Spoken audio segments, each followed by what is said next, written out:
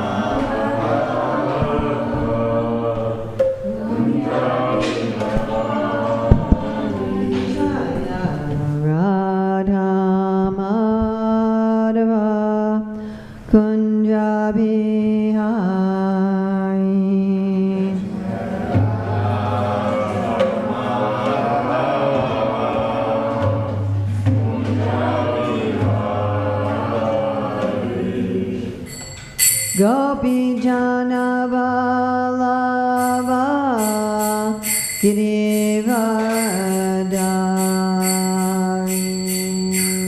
Gopi Jana Vallabha Girivardhari Gopi Jana Vallabha Girivardhari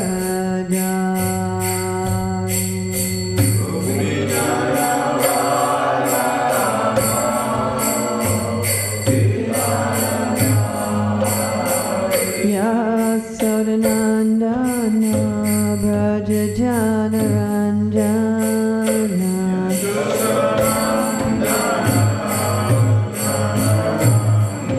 Jasoda Nandana Braja Jana Ranjana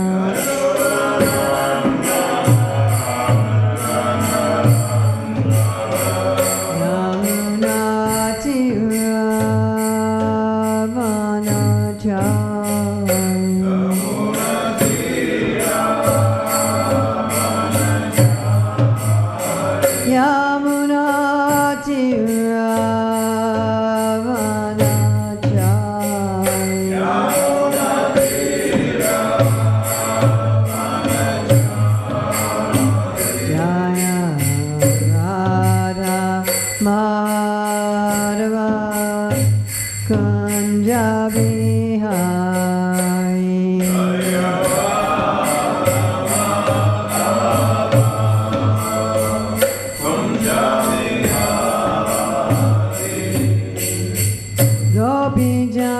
Vallabha Girivardhari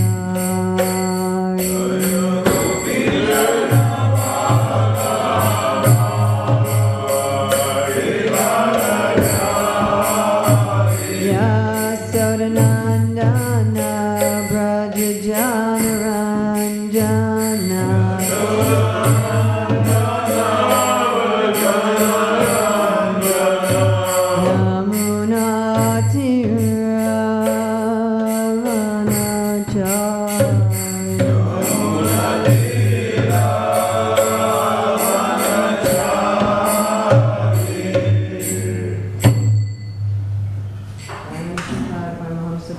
Acharya Asatara Sadashri Srimad His Divine Grace A.C. Bhaktivedanta Swami Maharaj Prabhupada Ki Jai.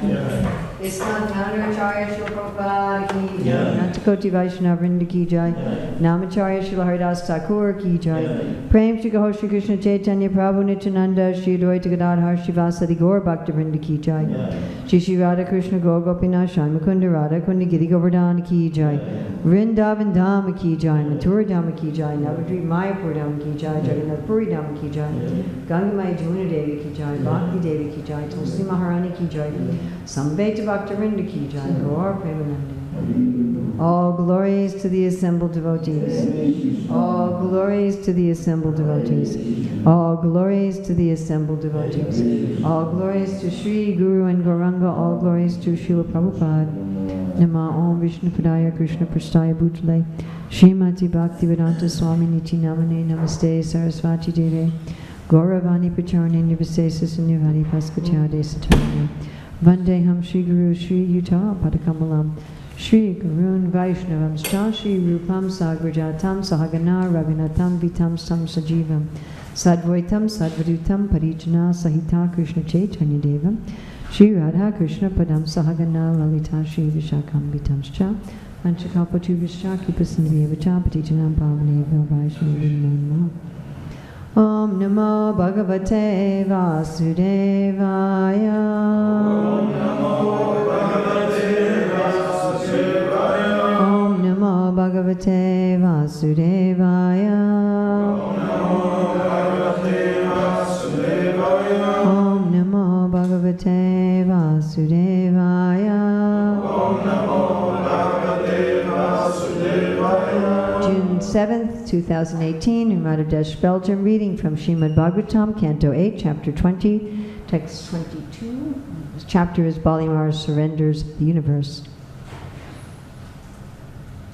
Kaye balistasya mahavibhute Kaye balistasya mahavibhute Sahar vigacharya sadasya etat Sahar vigacharya sadasya etat Dadarsha vishvam trigunan gunatmake Dadarsha vishvam trigunan gunatmake Pudendriyartasya jiva yuktam Pudendriyartasya jiva yuktam Kaye balistasya mahavibhute Kaye balistasya mahavibhute Satvigacharya sadasya etat Satvigacharya sadasya etat Dasya vishvam trigunan gunatmake Dasya vishvam trigunan gunatmake Pudendriyartasya jiva yuktam Pudendriyartasya jiva yuktam Kaye balistaya tasya mahavibhute Kaye balistasya mahavibhute Satvigacharya sadasya etat Satvigacharya sadasya etat Darsha vishvam trigunan gunatmake Darsha vishvam trigunan gunatmake Pudendriyartasya jiva yuktam Pudendriyartasya jiva yuktam Kaye balistasya mahavibhute Kaye balistasya mahavibhute Sahatvigacharya sadasya etat Sahatvigacharya sadasya etat Tadasya vishvam trigunan Shanti Gunam Gunatmake Utandriyatasya Jiva Yuktam Utandriyatasya Jiva Yuktam Aivalikasya Mahavibhute Sahaviryacharya Sadasyaita Tadashavisham Tiruna Gunatmake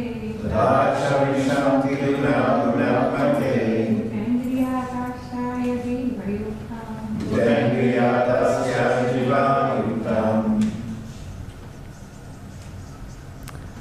Kaye, in the body, Balahi, Maharaj Bali, Tasya, of the personality of Godhead, Mahavibhutehe, of that person who is equipped with all wonderful opulences. Saha Ritvik Acharya Sadasya, with all the priests, acharyas, and members of the holy assembly. Etat, this, Dadarsha, saw, Vishvam, the whole universe, Trigunan, made of the three modes of material nature. Guna Atmake, in that which is the source of all such qualities. Bhuta, with all the gross material elements. Indriya, with the senses. Artha, with the sense objects. Ashaya, with mind, intelligence, and false ego. Jiva Yuktam, with all the living entities. Translation and purport by Srila Prabhupada. Bali Maharaja, along with all the priests, acharyas, and members of the assembly, observed the Supreme Personality of Godhead's universal body, which was full of 6 opulences. That body contained everything within the universe, including all the gross material elements, the senses, the sense objects, the mind, intelligence, and false ego, the various kinds of living entities, and the actions and reactions of the 3 modes of material nature. So yesterday was talking about gross things, earth, planets, the sky, of course directions is perhaps a little subtle, the various holes, the seas, the oceans, the birds, the beasts. And today is talking about subtle things. So without looking, can anyone remember what subtle things are in the universal body of Vamadev? Mind, intelligence, ego? Oceans was yesterday. That was a gross thing. Actions and reactions. Actions and reactions. Senses. Sense objects. Living entities. 3 modes of material nature. One wonders how one could see these things. How do you see the modes of material? You know, because it says they all saw it, right? Oh, and who is seeing it? Anyone remember who, without looking, who is seeing it? Huh? Members of the assembly, the priests, Bali, and the acharyas. The priests here, the Sanskrit word for the priests here is the Ritviks. So the priests, the acharyas, there are such a thing as Ritviks. The priests, the acharyas, the members of the assembly, Bali Maharaj, and they're seeing actions and reactions. How do you see that? Well, one really has to wonder, what does that look like? And it said they saw it. The darsha, they saw it. Maybe they are personified. Perhaps. I mean, we know in the spiritual world, everything is personified. Like, it's explained, you know, the living entities' emotions, like, there's shyness, you know. There's embarrassment, and they're all persons. So perhaps they're seeing the personification of these things. Purport. In Bhagavad Gita, the Supreme Personality of Godhead says, Aham sarvasya prabhavo matta sarvam prabhartate. Can anybody tell me anything about that verse? What's special about that verse? It's one of the what? One of the Chatur Slokas. And it's in what chapter? 10. Krishna is the origin of everything. Vasudevam sarvamiti. Krishna is everything. Matstani sarvabhutani nachaham te savastitaha. Everything rests in the body of the Lord, yet the Lord is not everywhere. So this is just reminding me that as a Gurukul teacher, we taught 48 verses of Bhagavad Gita over and over and over again. Maybe I should tell you the story behind that. So at first, we used to teach all the verses of Bhagavad Gita. And Gopi Ramana Prabhu one time was visiting our school. This is when we first started the school in North Carolina. And he said, so how many verses of the Bhagavad Gita do your students know? And I said, all of them. And he said, well, take one of your star students and have them. So, they were able to recite. And then he asked for a particular verse. Give me 7:3. And the student was like, because, when you memorize things auditorily, you can't find things in the middle. You can only memorize the whole thing. And he looked at me, he said, better 25 verses done well than 700 done poorly. So then we spent some time with Gopi Ramana Prabhu and Dravida and a number of other devotees trying to get 25 verses. We couldn't. We got down to...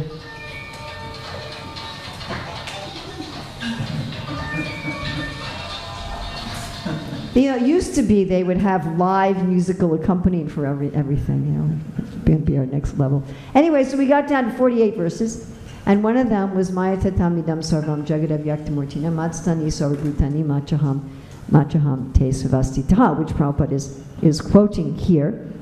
And anyone know the English for that verse?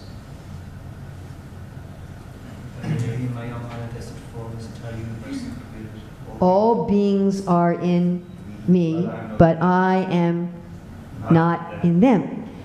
So we would go over all 48 verses every week, but also each week we would study one verse in particular. We would do this on a rotational cycle. So one time when I was teaching this verse, the Prabhupada quotes here in this purport, all beings are in me, but I am not in them. So after the class, we would have a little break time, and I overheard two of the 6-year-olds talking to each other.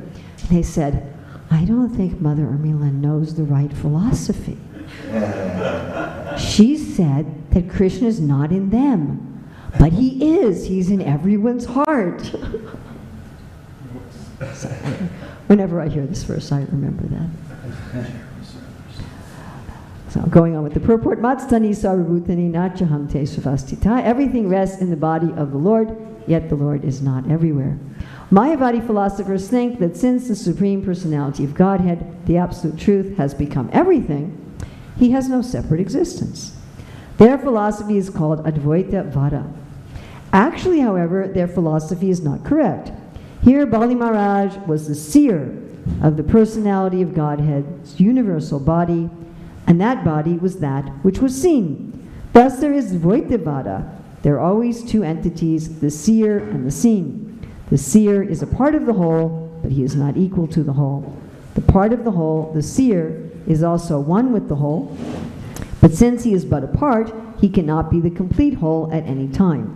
This achintya beta simultaneous oneness and difference is the perfect philosophy propounded by Lord Sri Chaitanya Mahaprabhu. Kaye balis tasva maha vibhutehe sarvat vig acharya sarasya etat dadarsha vishvam trigunan gunatmake budendriyar tasya jiva Bhutendriyar tasaya jivam yuktam. Bali Maharaja, along with all the priests, acharyas, and members of the assembly, observed the Supreme Personality of Godhead's universal body, which was full of 6 opulences. That body contained everything within the universe, including all the gross material elements, the senses, the sense objects, the mind, intelligence, and false ego. The various, I wonder what false ego looks like.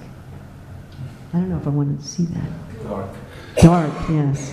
The various kinds of living entities and the actions and reactions of the 3 modes of material nature. A very similar description with when Mother Yasoda looks in the mouth of Krishna. And we have a little children's book on that. The artist trying, how do you show the actions and reactions in your painting? So here Prabhupada's ending the purport. This achintya bheda bheda, simultaneous oneness and difference, is the perfect philosophy propounded by Lord Sri Chaitanya Mahaprabhu. Now, if you really want to study what is achintya bheda bheda, I humbly suggest that you go to a book by Prabhupada's godbrother O.B.O. Kapoor, which Prabhupada really liked this book. And he told his godbrother we would distribute it in all ISKCON temples, which somehow never happened. But it's called The Philosophy and Religion of Sri Chaitanya.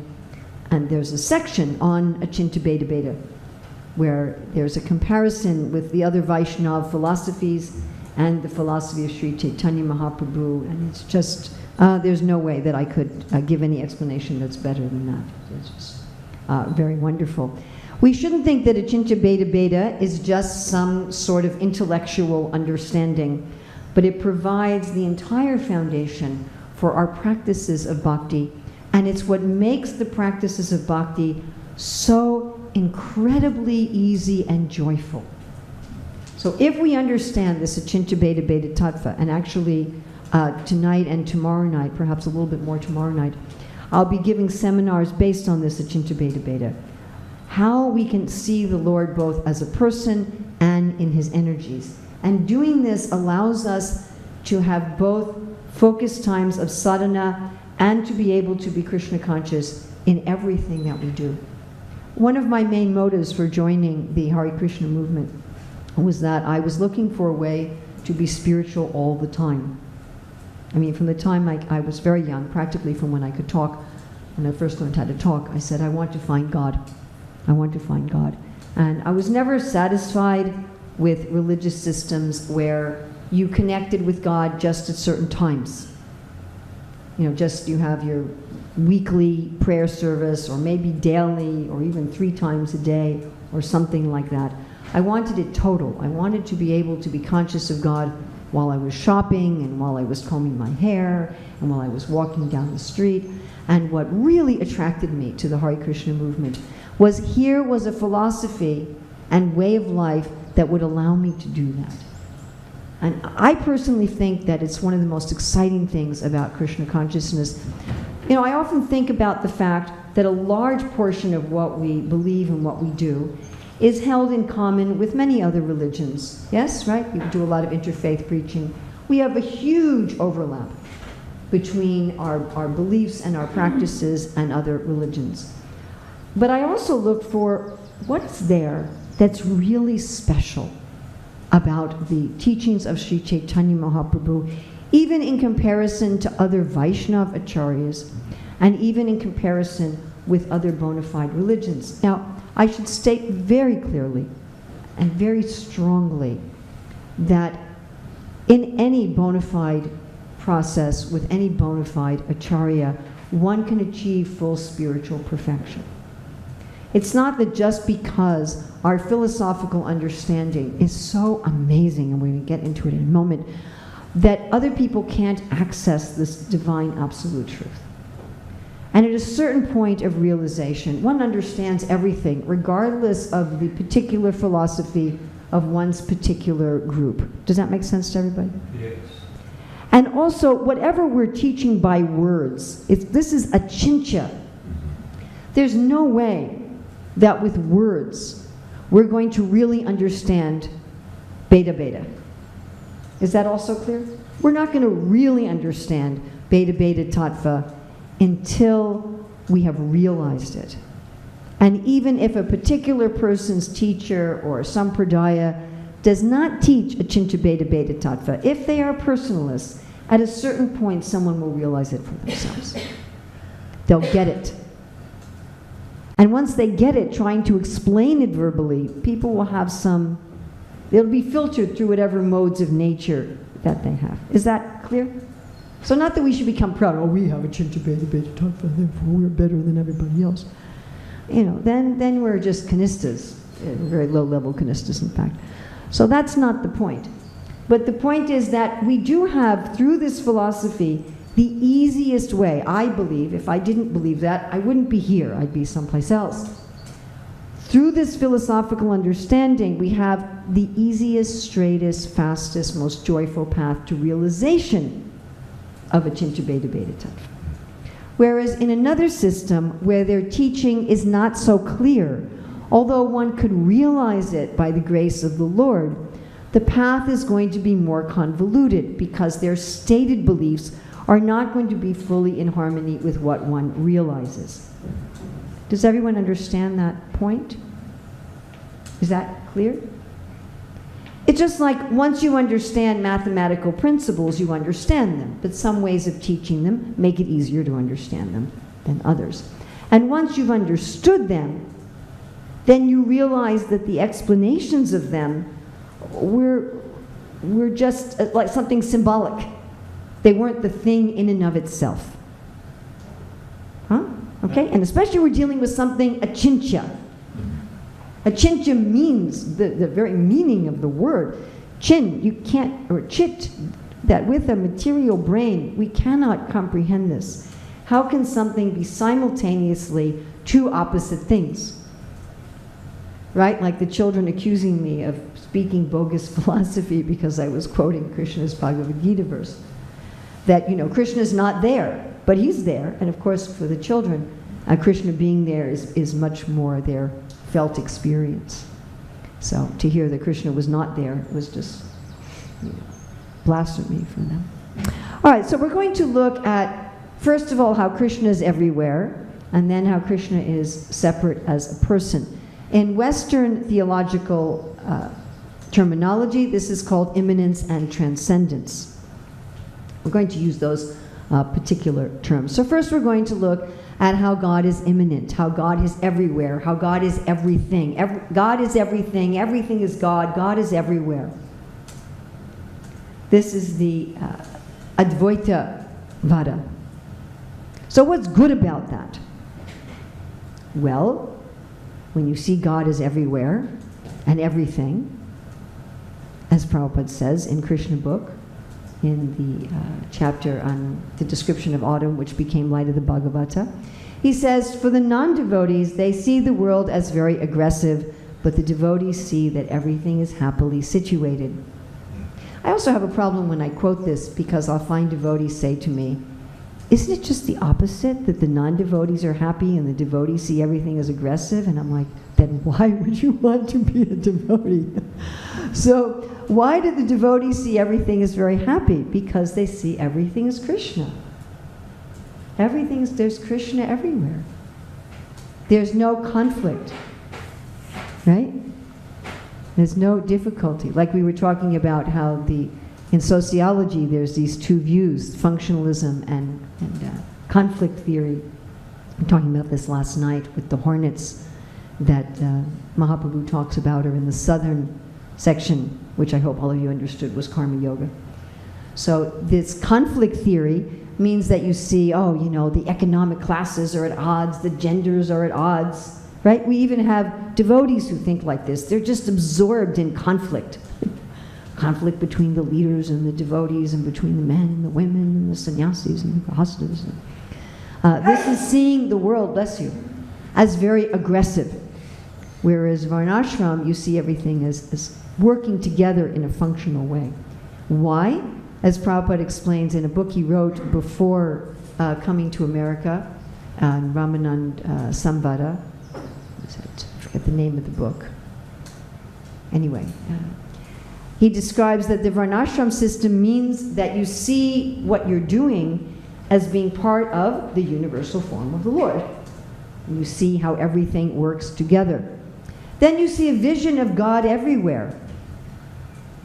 Wouldn't that be nice? That everywhere you look, you see God? And of course, when Ramananda Roy, speaking of Ramananda Roy, when Ramananda Roy said, you're God, Mahaprabhu said, the great devotees, they see God everywhere. This is not unusual. Premandana charita bhakti vilochanena santa sadaiva hridayeshu vilokayanti yam shana sundara vachinti gunasvarupam. When one is never alone. What's the question of being alone? If everything is Krishna, and Krishna is everything, if Krishna's here in the microphone, and in my clothes, and in the lectern, and in the chair, and in the air, and in the light, if he's joining with our breath of air, the light in all luminous objects, that means even your computer and your phone, the lights in this room, how am I ever alone? There's a sense of harmony with all things. It's all part of the universal body of the Lord, and harmony with all beings. All right, but if all you see is the immanence, you have some problems. So I had heard about this one woman in Singapore, Indian-bodied, Indian ethnicity. She herself had an impersonalistic philosophy, and she got cancer. It became so advanced that all of her organs shut down. Her body was basically finished, and she died. When she died, she had an experience of entering into the Brahman, and of course she didn't stay dead, which is why we know the story. And she described, must have had some element of Paramatma, she described that she felt that she was everyone. She felt that she wasn't just herself, but that she was everyone. But in that state, she said, I didn't want to stay there, because if I was everyone and everyone was me, I couldn't have any relationships. She said, so I chose to come back to my body because I preferred material relationships to that state. And I'm like, wow, that's exactly what Prabhupada talks about all the time. It became a very famous case because when she returned to her body, within like 3 days, she was completely healed. I mean, all of her organs had shut down. And she hadn't eaten she was wasted away, and like 3-4 days, completely healed. And so she wrote a book, and she's on talk shows and stuff. And it was interesting because I had heard about her, and I was thinking I'd like to find out more about her. And then when I was visiting a devotee's home in Bahrain, I saw the book there, and I didn't read through the whole thing, but when I read that part, I thought, wow, that's just exactly what Srila Prabhupada says over and over and over and over. That if your realization is just on the level of Brahman or even Paramatma, and you see the Lord everywhere, pervading everything, and you see the oneness and you feel the oneness, it's wonderful, but there's no relationships. She said, I preferred the illusion of separateness and all of the difficulties with material relationships to being in the oneness. It was like, whoa. Just imagine that. By the way, I put that into my Essence Seekers book. What's your name? I can't remember. It's really famous. Book sold millions and millions and millions of copies. I think so, yeah. It's not that old. Another downside is that you think, as Prabhupada talks about here in this purport, I'm God. Instead of realizing you're a part of God, you think you're God, which is ridiculous. If I was God, how could I have ever been covered by ignorance? That's just a simple argument. When I was very new in the Hare Krishna movement, so there was one book published, Lord Chaitanya in 5 features. It's Adi 7. And it was published way before the whole Chaitanya Charitamrita, years before. And I just devoured it, being, as I'm sure you can tell, having a rather philosophical bent of mind. So I just devoured that book. I practically memorized it. I mean, I wasn't even initiated, just in the movement a few months. And at one Sunday feast, one Indian gentleman came. This was in Chicago. And he was making all of these Advaita Vada arguments. And I just gave Prabhupada's response. And he's there with mouth fell open. And he said, you are the most intelligent person I have ever met. And it was one of those times where I could say with complete conviction, it's not my intelligence, it's Srila Prabhupada's intelligence. I was just repeating word for word. And Prabhupada makes this point that if ignorance can cover you, then ignorance must be stronger than God, then ignorance is God. This is one of the problems with the philosophy of the devil, isn't it? It's like God has this almost equal competitor. The difficulty. So those are the downsides of having only immanence. But I thought we could listen for 2 minutes. I've been, for many, many years, I listened to Prabhupada's Bhagavatam lectures over and over and over and over and over and over and over and over and over and over. And recently I've started listening to Prabhupada's lectures on the Nectar Devotion over and over and over and over and over.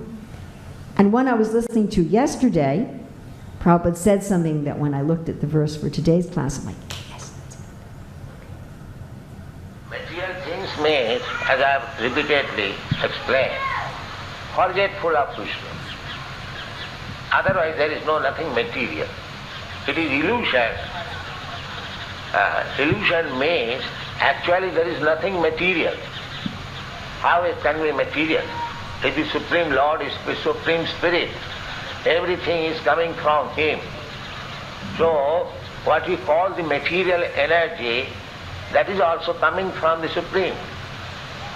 But the difficulty is that in this inferior energy means where there is possibility of forgetting Krishna. Actually, that is the fact. People are engaged in so many activities. We can see it very nicely in the Western countries. They are inventing so many modern facilities, but the result is they are forgetting Krishna. That is material. Material means forgetfulness of Krishna. Otherwise there is nothing except Krishna. Idang visham Bhagavan Ivetara. Narad Maharaj said that this world is Krishna. Idang visham Bhagavan Ivetara. But it appears like that it is different from Bhagavan. Actually, there is for a Mahabhagavat, he has no such conception, material conception, because he sees everywhere Krishna. Sabar jangam dekhe na dekhe tar murti. He is seeing one tree, but he is forgetful of the tree. He is seeing energy of Krishna. As soon as he says the energy of Krishna, he sees Krishna. Therefore, when he stops seeing the tree, he sees Krishna. Because one after coming refers to the context. As soon as he sees anything we call material, he sees this is the conversion of the energy. Parinamba. Sadvedam akilam java. Parasya brahmana shakti. Parasya, that's like as soon as you see the sunshine, you see immediately sun. Is it not? In the morning, as soon as you see within your window the sunshine, immediately you remember sun and you are confident sun is there. Without sun, how there can be sunshine? Similarly, whatever we see, if we immediately see Krishna with reference to that particular thing, because that particular thing is the manifestation of the energy of Krishna.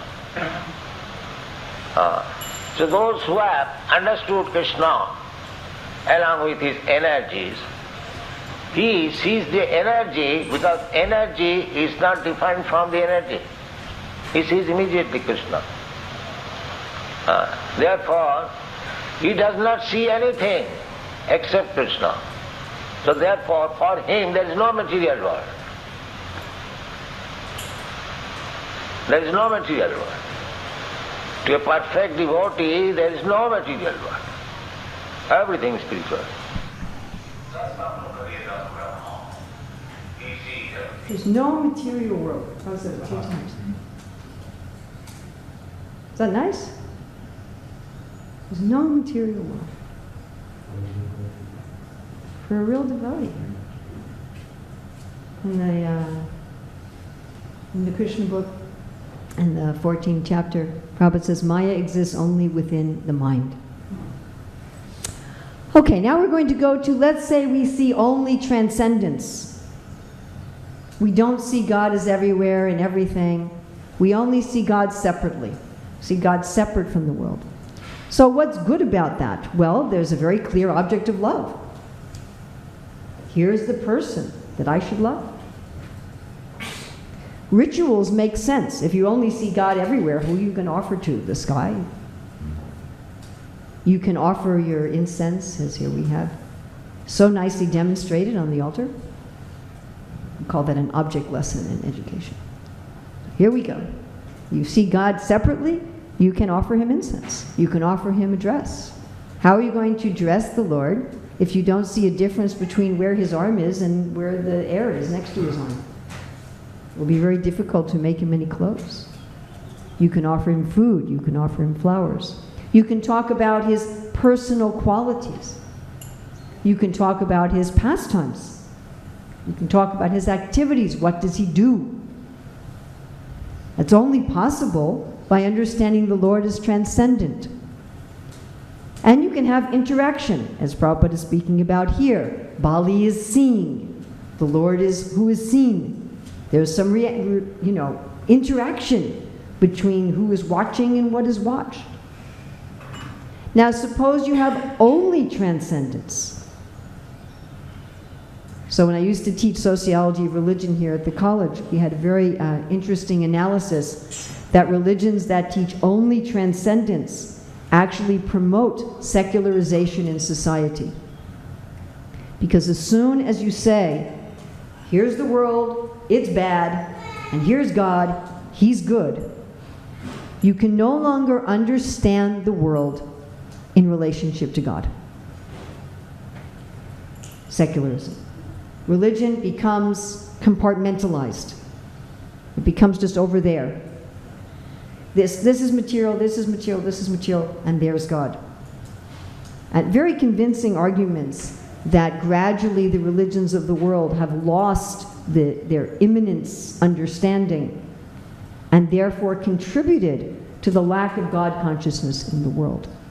Another problem is dry renunciation, because you see the world as just separate and evil, and so you simply try to stop everything in the world. And absorption in duality, this is good, this is bad. And generally painful processes, because you're just constantly trying to renounce and detach yourself and absorb yourself in something transcendent, and can even encourage a mode of passion vision of everyone is separate. So we're not supposed to have only immanence or only transcendence, but both. Both. And by having both, it is so easy. It is so easy to become conscious of God and to love him. Our sadhana time especially is when we're focusing on God as transcendent, as separate. Isn't it? We're focusing on his name, his form, his qualities, his pastimes. We're dressing his form. We're talking about his activities. We're really focused on him as a person separate from his energies, with whom we are having a loving relationship.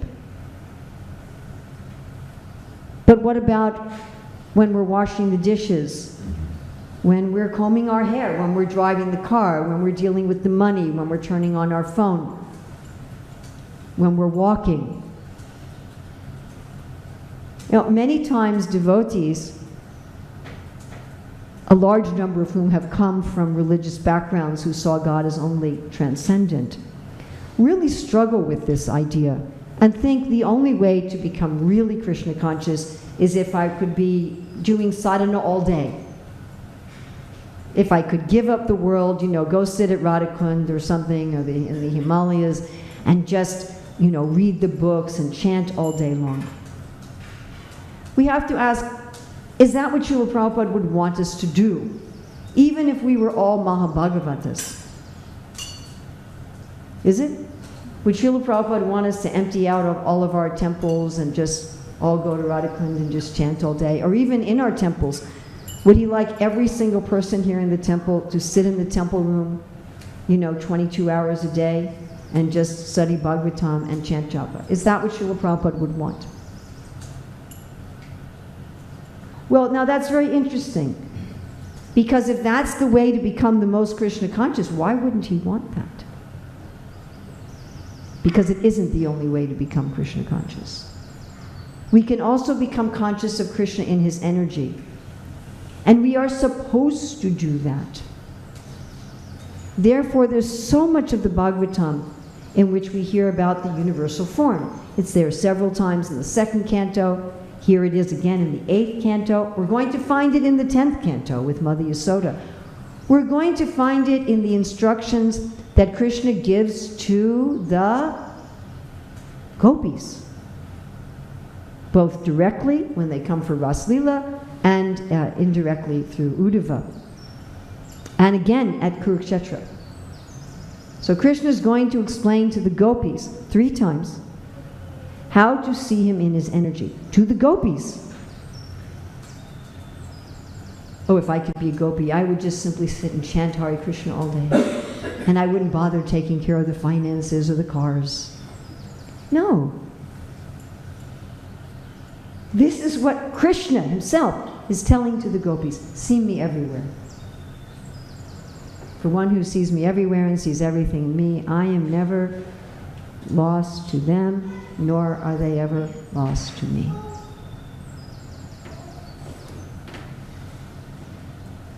And unless we do this, we can't make the whole world Krishna conscious. If we're going to have the whole world be drowning in the flood of Mahaprabhu's movement, we have to teach people how to fall in love with Krishna and how to be conscious of Krishna while they're changing their baby's diapers, or nappies, or whatever you call them. And while they're washing their dishes. And while they're shopping. We have to be able to teach that, and we can't just teach that theoretically. If we're thinking the only way I can be Krishna conscious is when I'm having a bhajan in the temple room. We have to be able to teach it because we're living it. We have to be aware, as Prabhupada's saying, there's Krishna. It's not just a tree, it's Krishna. So this takes a little thoughtfulness. It takes a little contemplation. It takes a little meditation. But eventually it becomes automatic. Krishna says he's the heat and fire. Do we feel heat in this room? That's Krishna. The fire of digestion that's warming our bodies from within. As warm-blooded creatures, 80% of what we eat goes to keeping us warm. That fire is Krishna. The air we're breathing, that's Krishna. The light, as I said, the light from the light bulbs from the sun illuminating the room, that's Krishna. Our ability to see, our ability to hear, our ability to sit, that's Krishna. Our intelligence is Krishna. When I was just in Antwerp, they did a little play, although it was a really stretch of the imagination to call it a play, on the book that we wrote for very young children. Krishna is the sun, Krishna is the moon, Krishna is the sound, Krishna is the silence, Krishna is the water. Krishna is the friend, Krishna is the Lord. Krishna says he's the silence. And he says he's the sound in ether. All sounds is ultimately Krishna. And to become conscious of that, yes, we have to make an effort. That's why it's called sadhana bhakti. That's why Krishna says, if you can't always just think of me with love, then abhyas yoga, practice. Our practice is not limited to the time our fingers are moving on our beads and we're reading the Bhagavatam. We're also supposed to be practicing. When are we supposed to think about Krishna again? Just from 4:30 to 9, right? When? 24 hours. Always. How do we think about Krishna? Always. What does that mean? And it's a Bhyas Yoga, it's sadhana, it's a practice that we practice. Maybe today we can just practice, maybe we'll remember just a few minutes today to stop and think, oh, Krishna's the air, purifiers, he's the wind. I think today we're going to experience that he sends forth the rain. Although we haven't had that for a few days, which was very odd here. Last few days, we got to experience Krishna as the light of the sun. Maybe today it'll just be a few minutes here and there. Oh yeah, Krishna's the light of the sun. He sends forth rain. Of purifiers, he is the wind. He's the life of all that lives. Maybe today it'll be 3 minutes where we're conscious. Maybe tomorrow it will be 3.5 minutes. And we'll practice. We can stop. Look at your computer screen. Krishna's a light in all luminous objects. Oh, he's that light. How is Krishna the light? How is he that light? How is he my ability? Can I feel him as my ability?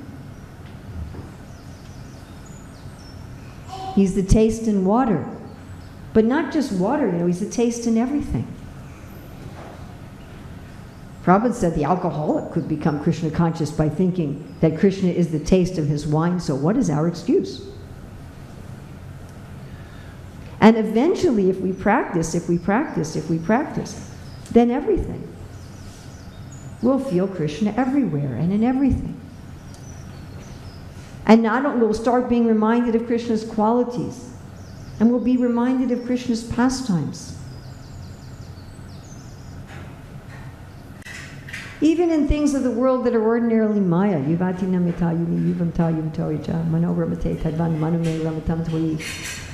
Please let me be attracted to you like a young man and woman are attracted to each other.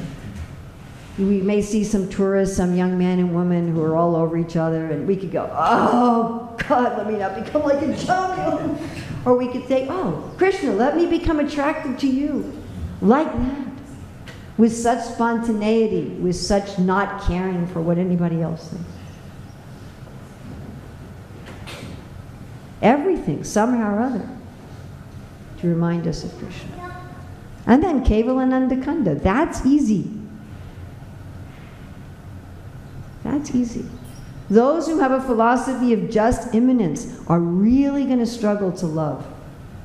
How are you going to love a God who's only immanent? It's pretty hard. I'm in love with God. Oh, what's he like? I don't know. What's his name? I don't know. Where does he live? I don't know. If your teenage child came home to you with such a story, you'd say, I don't think this is a very good candidate for a loving relationship. And if you only try to love God as transcendent, you can't function in the world. Either you become a materialist in the name of religion, or you become a dry renouncer. So this philosophy of Achincha Bheda Bheda Tattva is not just some sort of theoretical, like really difficult, dry thing that you're like, oh, how can I get my head around this Achincha Bheda Bheda Tattva? But it forms the foundation for everything that we're doing. And it makes entrance into full realization of this extremely easy and direct. So questions, comments, additions, subtractions, chastisements? Yes?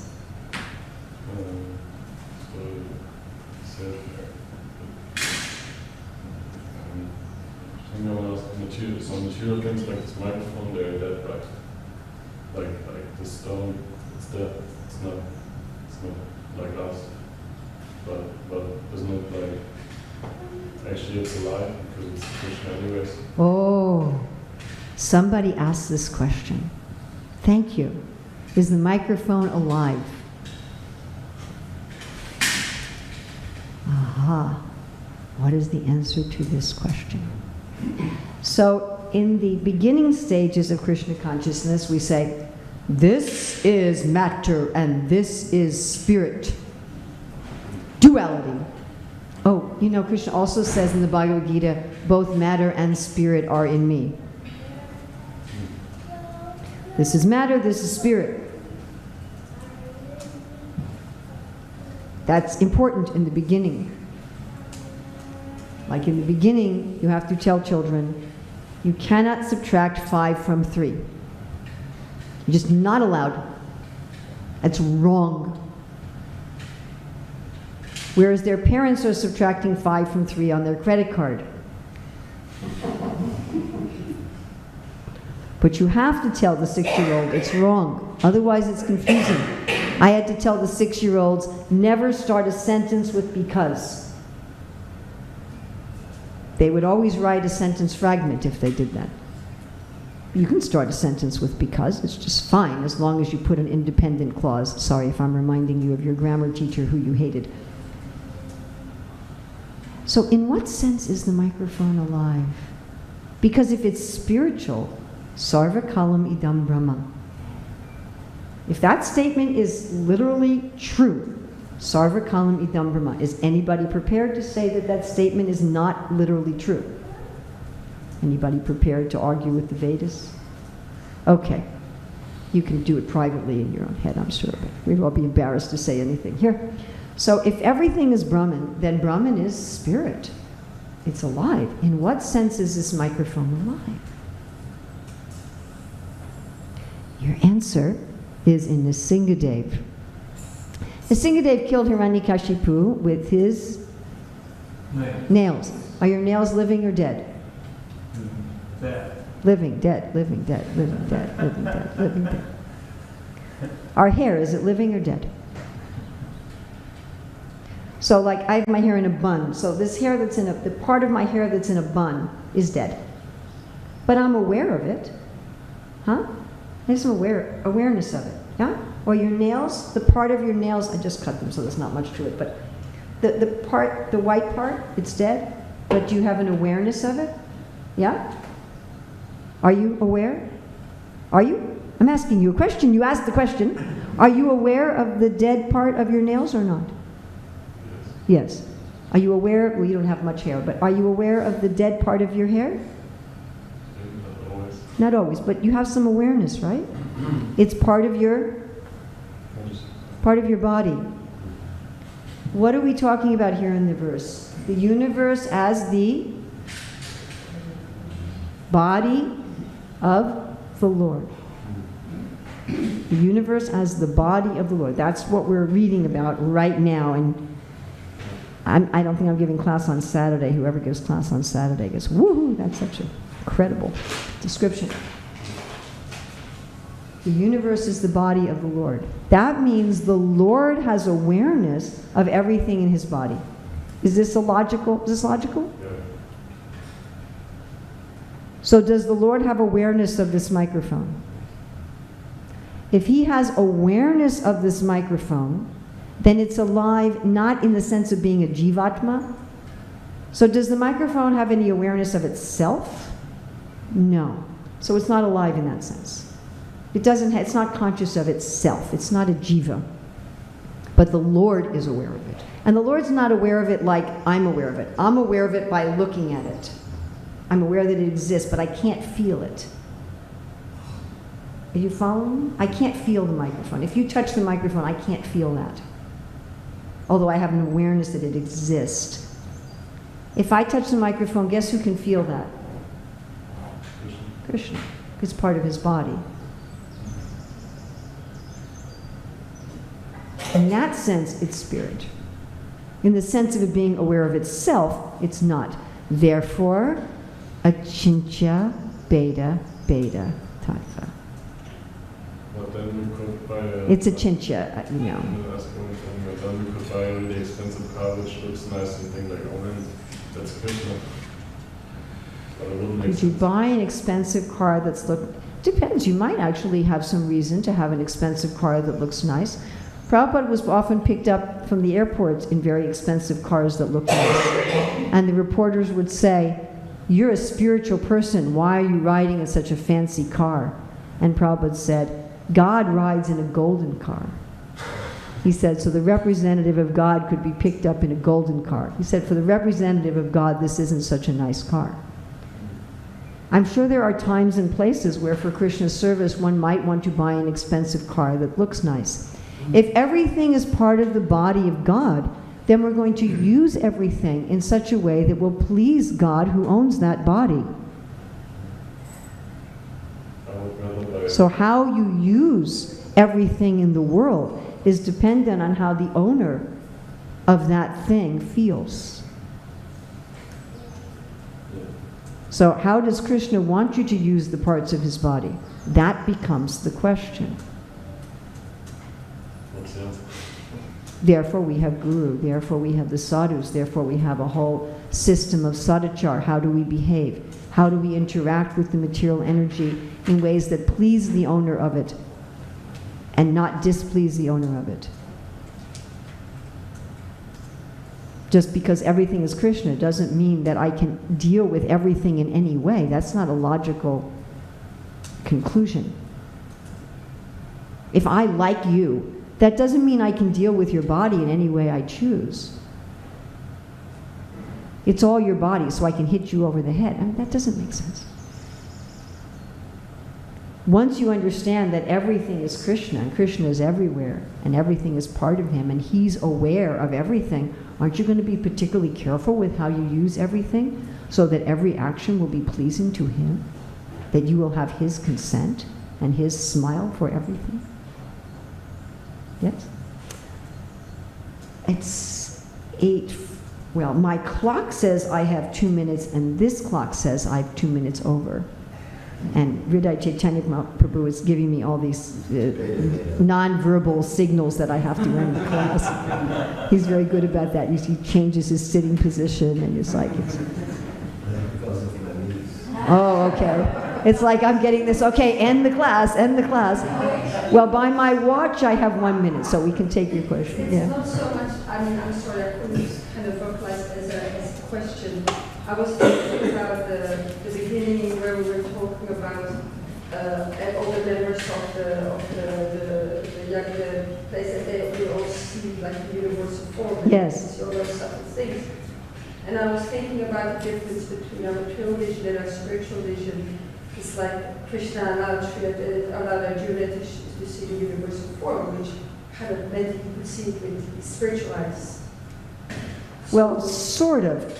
Arjuna's normal spiritual eyes were in Sakyabhav, and they weren't really suitable for seeing the Virat Rupa.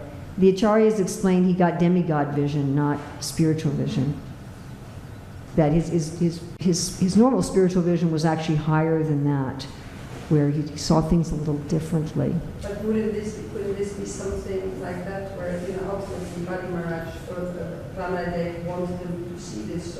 I don't know. It's not explained. I mean, I didn't have time to go through all the Acharyas' commentaries. It could be that that's there. But it is certainly very wonderful if the Lord directly shows you how he's everything and everywhere and everything's in him, where it's not just a question of your meditation and your understanding, but he actually shows you right in front of you. I mean, that would be pretty amazing to see Vamandev become, as I said in the next few verses, is this amazing descriptions of how all the universe and everything subtle and gross is within him. Srila Prabhupada Ki Jai.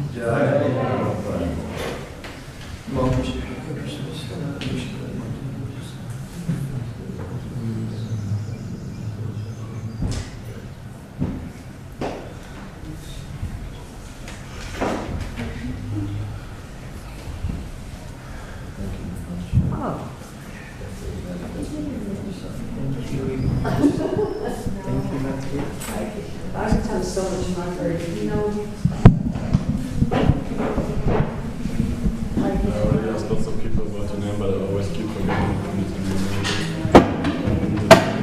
My name? Written there on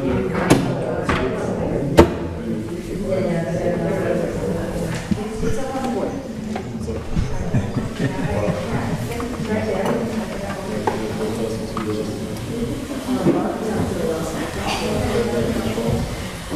I've read like in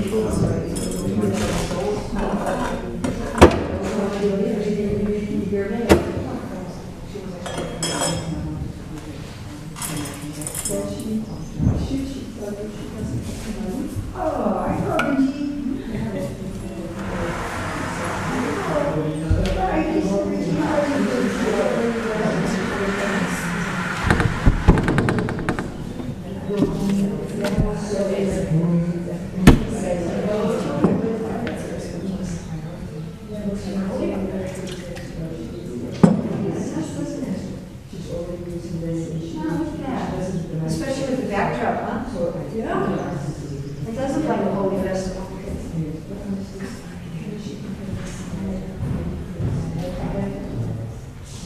So then, of course, we can go.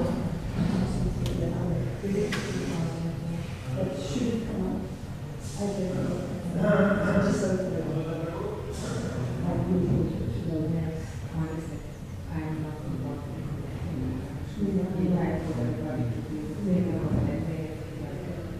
anyway, should it come up with you, please,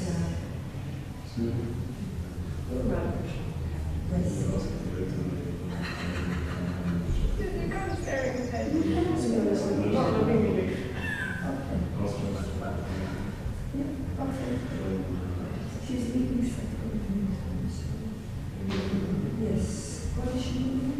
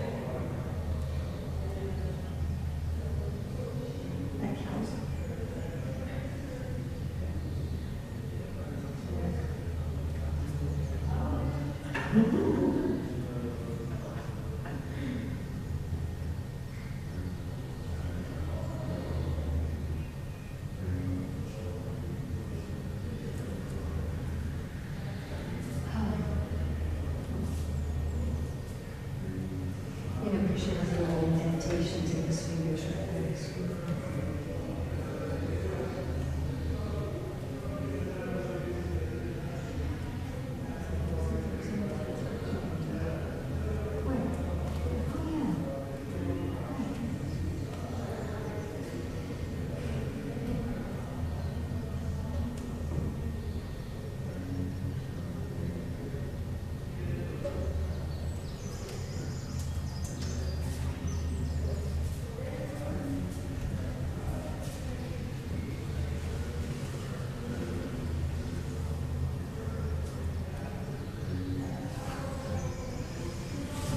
Will I see you later at all today? We should be up at the crowd this morning. So if you want to I'll try. I got to bed really late because I had to call Hawaii again. Yeah, I was on the phone for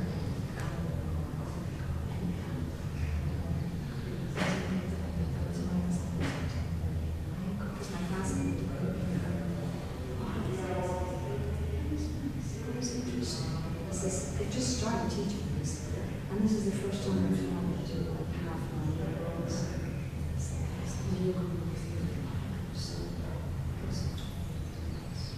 You wonder how he said it. Yeah, I do really interesting. Yeah, I was thinking of that Rosh Hashanah. That's how I learned. Was it good? It was really. Yeah, but someone's gonna have to push it. You know, like it's Sadhu Sangha, how many sold 2 books? It's like 1,000, 1,500 books.